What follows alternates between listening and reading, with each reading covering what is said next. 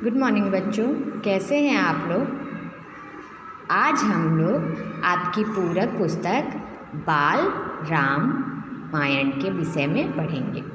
चलिए पहले थोड़ी सी बात कर लेते हैं रामायण के बारे में। रामायण जो थी वो महर्षि वाल्मीकि द्वारा लिखी गई है, जिसमें राम और उनके वंश के बारे में राम की पूरी कहानी कथा विस्तार पूर्वक बताई गई है। महर्षि वाल्मीकि का नाम पहले रत्नाकर था। उन्हें नारद जी से शिक्षा प्राप्त हुई, तो उसके बाद उन्होंने ब्रह्मा जी के कहने पे रामायण की रचना की। रामायण में रामचंद्र के जीवन के हर एक घटना का विस्तार पूर्वक वर्णन किया गया है। रामायण का महर्षि वाल्मीकि ने संस्कृत भाषा में अनुवाद किया था, यानी कि संस्कृत भाषा में लिखी थी, लेकिन बाद के लेखकों ने अनेक भाषाओं में रामायण का अनुवाद किया। तो चलिए शुरू करते हैं आपका रामकथा का फर्स्ट चैप्टर, अवधपुरी में राम।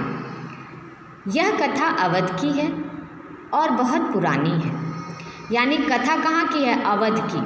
अवध सरयू नदी के किनारे बसा एक सुंदर नगर था। अवध जो था वो सरयू नदी के किनारे बसा था, जिसका आज नाम क्या है? अयोध्या। सही अर्थों में दर्शनीय, देखने लायक, मतलब इतना सुंदर था कि वो बहुत सुंदर देखने लायक था। भव्यता जैसे उसका दूसरा नाम हो।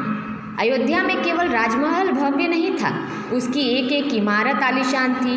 आम लोगों के घर भव्य थे, सड़कें चौड़ी थी, सुंदर बाग बगीचे थे, पानी से लबालब भरे सरोवर थे, खेतों में लहराती हरियाली, हवा में हिलती फसलें सरयू की लहरों के साथ खेलती थी। यानी कि जो अयोध्या थी वहाँ पे चारों तरफ भव्यता थी, सुंदरता विद्यमान थी, चाहे वो सरोवर हो, चाहे पेड़ पौधे हो, चाहे वहाँ के महल हो, सब जगह अयोध्या हर तरह से संपन्न एक नगरी थी। सभी लोग सुखी थे, समृद्ध थे, दुख तो वहाँ जैसे था ही नहीं। अयोध्या की जो थी वो कौशल राज्य की राजधानी थी। वहाँ के राजा दशरथ थे। राजा को जो दशरथ थे वो एक कुशल योद्धा और न्यायप्रिय शासक थे। वे महाराज अज के पुत्र थे। राजा दशरथ अज के पुत्र थे और रघु के वंशज, इसीलिए इनके कुल का नाम क्या था? रघुकुल। यानी ये रघु के वंशज थे। इनके पिता का नाम अज था, इसीलिए इनके कुल को रघुकुल कहा जाता है। ठीक है। सारी सुख समृद्धि चारों तरफ इनकी फैली हुई थी, पवित्रता शांति हर जगह। राजा दशरथ बहुत ही यशस्वी थे। उन्हें किसी चीज़ की कोई कमी नहीं थी। राज सुखी था, संपन्न था, बट एक छोटा सा दुख था जो उनके हृदय में छुपा था। राजा दशरथ की कोई संतान नहीं थी। उनकी उम्र लगातार बढ़ती जा रही थी। उनकी 3 रानियां थीं, कौशल्या, सुमित्रा और कैकई। रानियों के मन में भी यही दुख था कि उनके जीवन में संतान नहीं थी, जीवन सूना सूना लगता था। राजा दशरथ की चिंता बढ़ती जा रही थी। बहुत सोच विचार करके महाराजा दशरथ ने इसके बारे में अपने कुलगुरु वशिष्ठ मुनि से बात की। तो वशिष्ठ मुनि ने राजा दशरथ को समझाते हुए कहा कि आप पुत्रेष्टि यज्ञ, यानी राजा दशरथ को वशिष्ठ मुनि ने कहा कि आप पुत्रेष्टि यज्ञ कराएं। तो अगर आप पुत्रेष्टि यज्ञ कराते हैं तो आपको पुत्र की प्राप्ति होगी। वशिष्ठ मुनि के कहने पर राजा दशरथ ने सरयू नदी के किनारे पुत्रेष्टि यज्ञ का आयोजन किया, जिसमें बहुत सारे ऋषि मुनि आए। यज्ञ संपन्न हुआ तो अग्निदेवता ने प्रकट होकर महाराजा दशरथ को आशीर्वाद दिया, और अग्निदेव के आशीर्वाद से उनकी 3 पत्नियां यानी जो रानियां थीं उनको पुत्रों की प्राप्ति हुई। चैत्र माह के नवमी के दिन, यानी जो हम रामनवमी मनाते हैं, उस दिन राम का जन्म हुआ कौशल्या के गर्भ से। यानी कौशल्या ने किसको जन्म दिया? राम को। सुमित्रा के 2 पुत्र हुए, लक्ष्मण और शत्रुघ्न। रानी कैकई के पुत्र का नाम क्या रखा गया? भरत। राजमहल में खुशी छाने लगी, यानी कि राजा दशरथ के 4 पुत्र हुए, जिनमें कौशल्या को राम, सुमित्रा के 2 पुत्र हुए, लक्ष्मण और शत्रुघ्न, और कैकई का एक पुत्र भरत। चारों तरफ उत्सव जैसा दृश्य था। राजा दशरथ बहुत खुश थे, उनकी मनोकामना पूरी हुई थी। प्रजा इतनी खुश थी कि राजा दशरथ की चिंता दूर हो गई। नगर में बड़ा समारोह आयोजित किया गया था। धूमधाम से आयोजन में दूर दूर से लोग आए थे। राजा दशरथ ने सबको पूरा सम्मान दिया था। धीरे धीरे चारों राजकुमार बड़े हुए। वे बहुत सुंदर थे।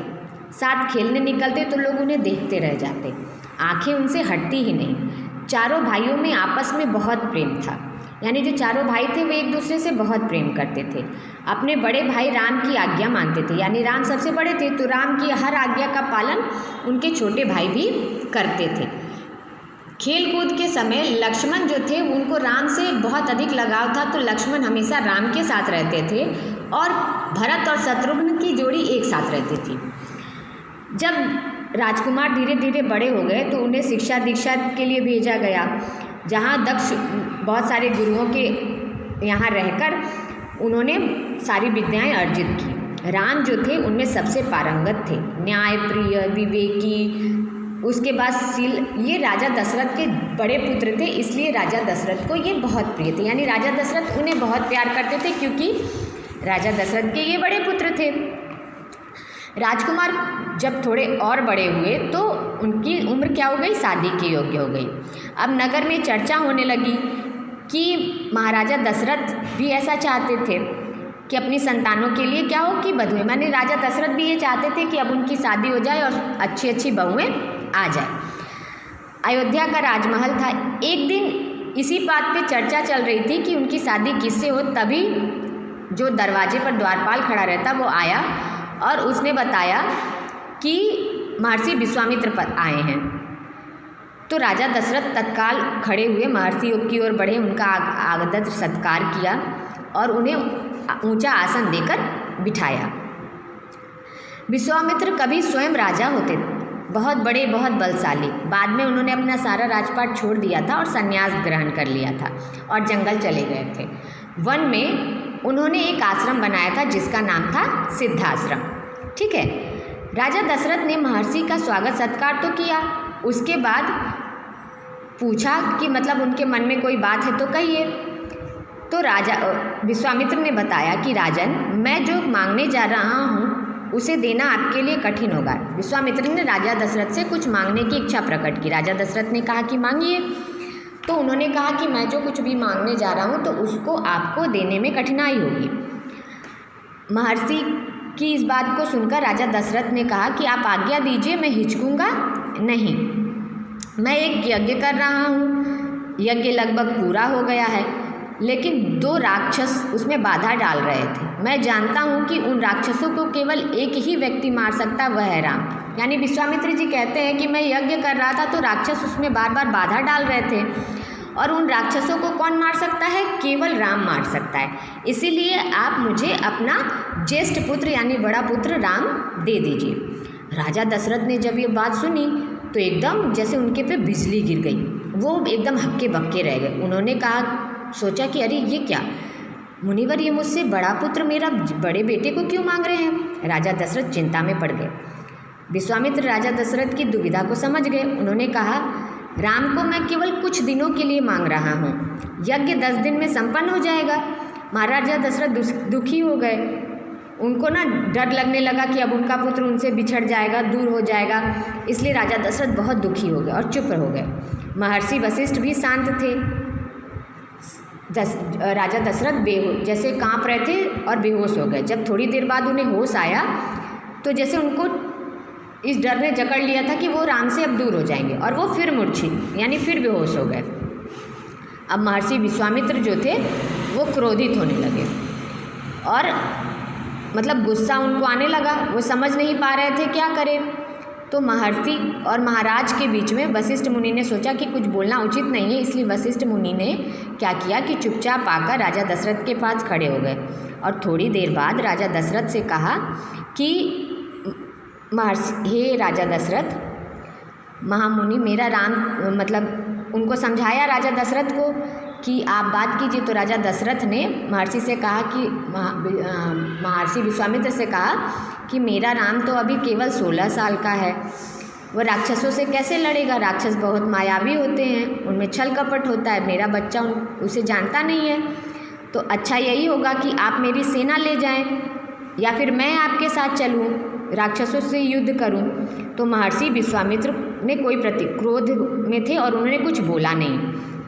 फिर उन्होंने यज्ञ का क्रोध करने से यज्ञ खंडित होता है, इसीलिए अधूरा, मतलब वो बहुत क्रोधित हो गए, उन्होंने कुछ बोला ही नहीं।